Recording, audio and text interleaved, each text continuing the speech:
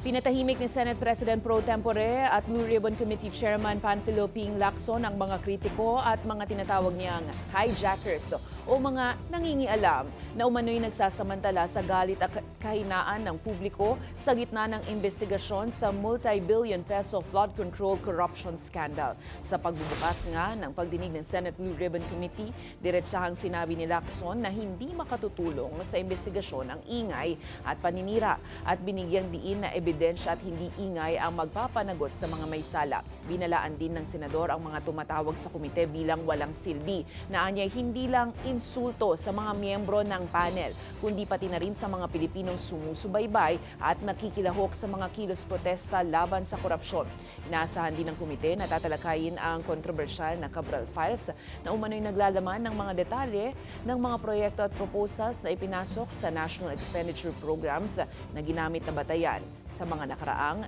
national budget.